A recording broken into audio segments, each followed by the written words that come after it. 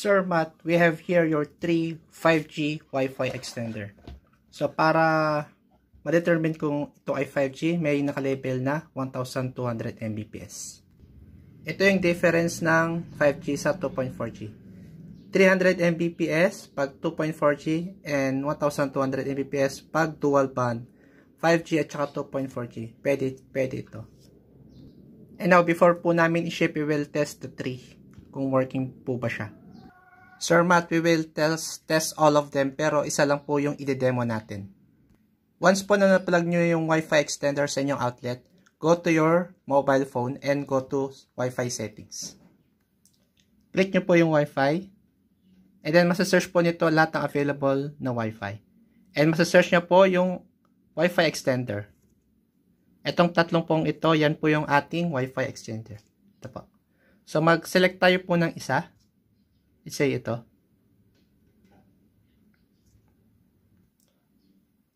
Then lalabas po itong Chinese na to. Ang gagawin nyo lang po is ibaback nyo lang siya para maging English yung characters. So i-cancel ko lang ito.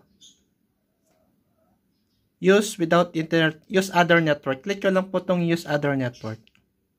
Basta i-back nyo lang po yun para mamaya pag-click nyo po is English na siya. Ayan, English na po siya, diba? So, wireless po yung nasa taas. Kung AP mode naman to kung gagamit kayo ng LAN cable. Pero mas preferred po natin syempre yung wireless, diba? So, click natin yung next.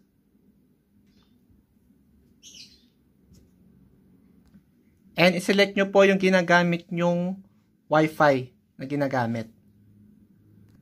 So, ang gamit po naming Wi-Fi, ito po nasa pinakababa. So, i-click ko po yan. And then, enter yung main Wi-Fi password po ninyo. Make sure po na i-double check nyo po ng tama yung inyong Wi-Fi ha.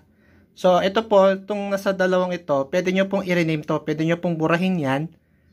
Or pwede nyo as is na lang po. So, hindi ko na siya i-rename para makita ko lang po yung, basta may EXT, yan na po yung ating Wi-Fi extender. So, click ko na lang po itong next. And then finish. Wait lang po tayo ng at least 1 minute para mag-refresh po yung ating Wi-Fi extender. Ayan po.